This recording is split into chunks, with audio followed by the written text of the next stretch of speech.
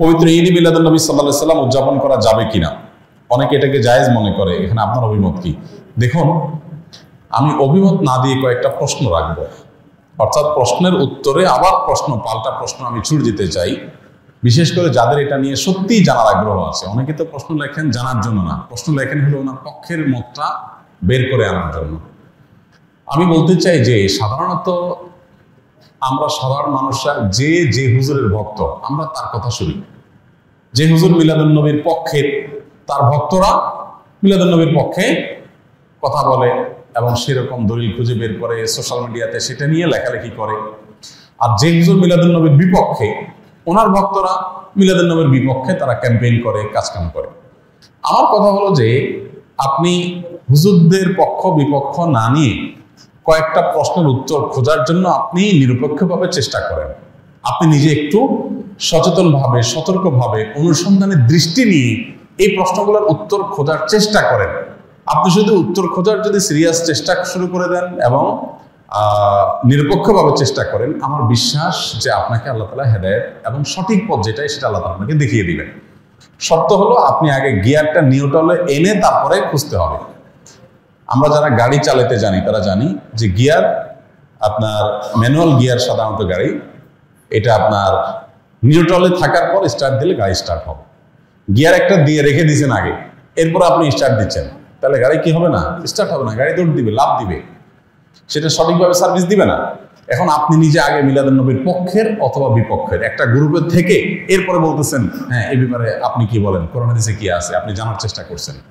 এইভাবে আপনি আসলে সত্য জানতে পারবেন না। সত্য জানতে হলে আপনাকে নিউট্রালে থাকতে হবে যে ঠিক আছে, আমি এটা নিয়ে অনুসন্ধান চালাই, পড়াশোনা করি, স্টাডি করি এবং আমার স্টাডির পর নিরপেক্ষভাবে সত্যিটা জানার জন্য আমি চেষ্টা করি। আল্লাহ তাআলার কাছে দোয়া করি আল্লাহ যেন আমাকে হেদায়েত করেন, গাইড করেন, তাহলে আপনি ইনশাআল্লাহ সঠিক পথ পাবেন। এবার আসেন প্রশ্নগুলো কি কি। এক নম্বর প্রশ্ন হলো, নবী করিম সাল্লাল্লাহু আলাইহি সাল্লামের যেদিন জন্ম হয়েছে, মিলাদুন নবী মানে হলো নবী সাল্লাল্লাহু আলাইহি সাল্লামের জন্ম, এটাকে কেন্দ্র করে উদযাপন, আনন্দ ইত্যাদি। প্রশ্ন হলো, নবী করিম সাল্লাল্লাহু আলাইহি সাল্লামের যে তারিখে জন্ম হয়েছে সেই তারিখটা কি চূড়ান্ত এবং অবিতর্কিত কিনা, অর্থাৎ অমুক তারিখে তিনি জন্মগ্রহণ করেছেন, ইতিহাসবিদগণ এ ব্যাপারে একমত কিনা বা হাদিস গ্রন্থগুলোতে এটা সুস্পষ্ট আসছে কিনা, এটা আপনি একটু জানার চেষ্টা করেন। আপনি যদি খোঁজ করেন, অনুসন্ধান চালান, তাহলে কিন্তু আপনি জানতে পারবেন, জানতে আপনার কষ্ট হবে না খুব বেশি, যে আসলে নবী সাল্লাল্লাহু আলাইহি সাল্লামের জন্মের তারিখটা এটা চূড়ান্ত কি চূড়ান্ত না। আপনি যদি অনুসন্ধান করেন, আপনি দেখতে পাবেন যে নবী সাল্লাল্লাহু আলাইহি সাল্লামের জন্মের এক্সাক্ট তারিখ নিয়ে ইতিহাসবিদদের মধ্যে নানা রকমের মত আছে। তাহলে কিভাবে আপনি চূড়ান্তভাবে একটা দিনকেই নিশ্চিত করে ধরে সেদিনকে আপনি উদযাপনে যেতে পারেন? নাম্বার এক, আপনি খোঁজার চেষ্টা করেন যে ওনার জন্মের তারিখটা এটা কি সুনির্ধারিত, অবিতর্কিত, নাকি এটা নানা মত আছে, আপনি একটু পড়াশোনা করার চেষ্টা করেন। নাম্বার দুই, নবী করিম সাল্লাল্লাহু আলাইহি সাল্লামের জন্মের তারিখটাকে তিনি নিজে উদযাপন করেছেন কিনা প্রতি বছর, এটা আপনি একটু জানার চেষ্টা করেন।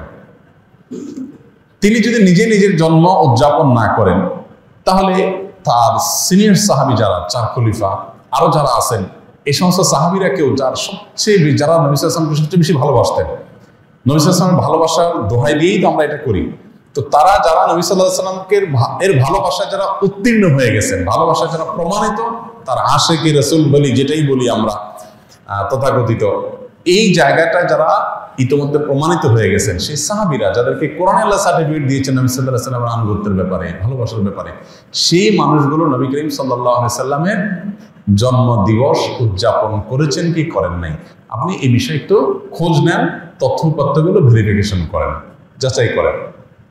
তৃতীয়ত হলো যে জন্ম দিবস উদযাপনের এই কালচার কোত্থেকে আসছে, আপনি এটাও জানার চেষ্টা করেন। আপনি যদি এটা নিরপেক্ষভাবে এটা শুরু কোত্থেকে আসছে দেখেন, আপনি দেখবেন এটা অগ্নি পূজক, প্রকৃতি পূজারী তাদের কাছ থেকে আসছে। এবং একসময় খ্রিস্টান ধর্মেও এই জন্মদিবস উদযাপন করাটা ব্যাপারে নিরুৎসাহিত করা হতো, নিষিদ্ধ করা হতো। পরবর্তীতে তারা নিজেরা আবার ওই প্যাগানদের দ্বারায়, প্রকৃতি পূজারীদের দ্বারা প্রভাবিত হয়ে তারাও তাদের নবীর জন্মদিবস উদযাপন শুরু করেছে। আমাদের নবী সাল্লাল্লাহু আলাইহি ওয়াসাল্লাম বলেছেন, লা তুতরুনি কামা আতরাতিন নাসারা ইবনে মারইয়াম, তোমরা আমাকে নিয়ে বাড়াবাড়ি করিও না যেভাবে খ্রিস্টানরা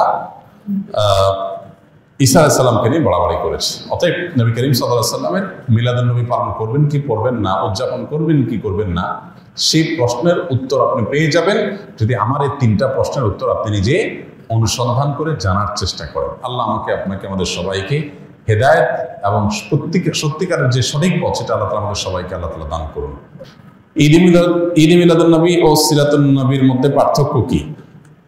মিলাদুন নবী মানে হলো নবী সাল্লাল্লাহু আলাইহি সাল্লামের জন্ম, আর সিরাতুন নবী মানে হলো নবী করিম সাল্লাল্লাহু আলাইহি সাল্লামের জীবনী, জীবনচরিত। তো সিরাতুন নবীর মধ্যে নবী সাল্লাল্লাহু আলাইহি সাল্লামের জন্ম, মৃত্যু, শৈশব, বেড়ে ওঠা, আল্লাহর আদেশে নিজের জীবনের সব বিষয়গুলো এর মধ্যে আছে। সিরাতুন নবী মানে জীবন ইতিহাসের মধ্যে সবই আছে। আর মিলাদুন নবী হলো সিরাতের অর্থাৎ নবী সাল্লাল্লাহু আলাইহি সাল্লামের পুরো জীবনের একটা অংশ। এটা হলো একটা পার্থক্য। আরেকটা বিষয় হলো যে মিলাদুন নবী এটা আসলে উদযাপন বা অনুসরণ করার বিষয় না। নবী সাল্লাল্লাহু আলাইহি সাল্লামের জন্মকে আমরা চাইলে অনুসরণ করতে পারবো না, যে উনি যেভাবে জন্ম হয়েছেন, যে তারিখে হয়েছেন, ওই তারিখে আমি হব, এরকম কোনো অপশন নাই তো। কিন্তু সিরাতুন নবী যেটা, এটা কি করা যায়? অনুসরণ করা যায়। নবী সাল্লাল্লাহু আলাইহি সাল্লামের জীবন চরিত্র দেখে দেখে সেই অনুযায়ী আমি আমার জীবনকে গঠন করলাম। তো এটা হলো মূলত আমাদের জন্য গুরুত্বপূর্ণ। আমাদেরকে নবী সাল্লাল্লাহু আলাইহি সাল্লামকে আল্লাহ দিয়েছেন তাকে অনুসরণ করার জন্য। তাকে অনুসরণ করার নামগন্ধ নাই, কিন্তু তার মহব্বতের দাবি করে আমি যাচ্ছে তা করে বেড়ালাম, তো এটা আসলে ইসলাম হতে পারে না। অতএব আমাদেরকে নবী করিম সাল্লাল্লাহু আলাইহি ওয়াসাল্লাম অনুসরণ করার চেষ্টা করতে হবে। আপনি যদি নবীর জন্ম উপলক্ষে কিছু করতে চান, তাহলে একটা করণীয় আপনি আপনার জন্য আছে, সেটা হলো নবী সাল্লাল্লাহু আলাইহি সাল্লামের জন্মের তারিখটা ইতিহাসের বইতে এক একটাতে এক এক রকম থাকলেও নবী সাল্লাল্লাহু আলাইহি সাল্লামের জন্মের দিবস, দিনটা, কোন দিনে তার জন্ম হয়েছে, এই জিনিসটা কিন্তু চূড়ান্ত, নির্দিষ্ট, সবাই জানেন। সহিহ মুসলিমের হাদিসে আসছে নবী সাল্লাল্লাহু আলাইহি সাল্লাম সোমবারে তিনি রোজা রাখতেন, বৃহস্পতিবার রোজা রাখতেন। তো সোমবারের রোজা প্রসঙ্গে তাকে জিজ্ঞাসা করা হয়েছিল আপনি কেন রোজা রাখেন? তিনি বলেছিলেন যে যাকা ইয়াউমুন ওয়ালিদতু ফীহ, এটা এমন একটা দিন, এই দিনে আমার জন্ম হয়েছিল। তাহলে সোমবারে নবী সাল্লাল্লাহু আলাইহি সাল্লামের জন্ম হয়েছিল, এটা মোটামুটি চূড়ান্ত এবং নিশ্চিত। এবং এটা কোথায় আছে? সহিহ মুসলিমে আছে। প্রিয় ভাইরা, তাহলে নবী সাল্লাল্লাহু আলাইহি সাল্লামের জন্মের দিনটা জানা সবাই, নির্দিষ্ট, তারিখটা কি না? নির্দিষ্ট না। আর সেই দিন উপলক্ষে তিনি কি করছেন? রোজা রাখছেন। সোমবার উপলক্ষে তিনি কি করছেন? রোজা রাখছেন। আর আমরা আরো রবিউল আউয়াল উপলক্ষে মিলাদুন নবীর নামে মিজিলাফি, মিষ্টি, খিচুড়ি, যত যা আছে, বিরিয়ানির প্যাকেট, আরো মিলাদ পড়ে বেশি বেশি করে খাই। নবী সাল্লাল্লাহু আলাইহি সাল্লাম তার জীবনের দিনটি উপলক্ষে তিনি রোজা রাখছেন, খানাই ছেড়ে দিয়েছেন, আল্লাহর কাছে শুকর আদায় করছেন। আর আমরা ওই দিনে আরো বেশি করে খাই। সম্পূর্ণ উল্টা হয়ে গেল না? আল্লাহ আমাদেরকে বুঝার তৌফিক দান করুন। প্রিয় ভাইয়েরা, তাহলে নবী সাল্লাল্লাহু আলাইহি সাল্লামের জন্ম উপলক্ষে যদি আপনি কিছু করতে হয়, তাহলে বছরে একদিন না, প্রতি সপ্তাহে করতে হবে। সেটা কি? সোমবারের রোজা প্রতি সপ্তাহে করতে হবে, এবং সেটা কি? সোমবারের রোজা রাখতে হবে। আপনি বছরে একদিন ফুর্তি করবেন আর জিলাপি মিষ্টি খাবেন, খিচুড়ি আর বিরিয়ানি বিতরণ করবেন, এর কোনো সুযোগ ইসলামী শরীয়তে নাই। আল্লাহ সুবহানাহু ওয়া তাআলা আমাদেরকে এই সঠিকটা বুঝার তৌফিক দান করুন। আল্লাহ তাআলা আমাদের সকলকে দিনকে দিন হিসাবে গ্রহণ করার, হককে হক হিসাবে বুঝার, বাতিলকে বাতিল হিসাবে বুঝার মতো সেরকম শক্তি আল্লাহ তাআলা আমাদের সকলকে দান করুন। জাযাকুমুল্লাহ ওয়া আখিরু দাওয়ানা আলহামদুলিল্লাহি রাব্বিল আলামিন।